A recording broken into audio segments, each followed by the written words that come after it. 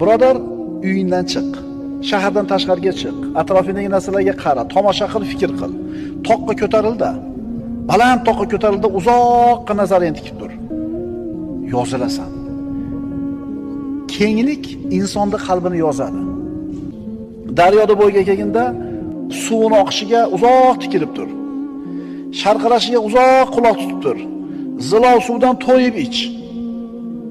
O'rmonga bor, daraxtlarning turli-tumanligiga qara. Ularning rangi, shakli, barglari haqida fikr qil. O'pkangni chuqur-chuqur to'ldirib nafas ol.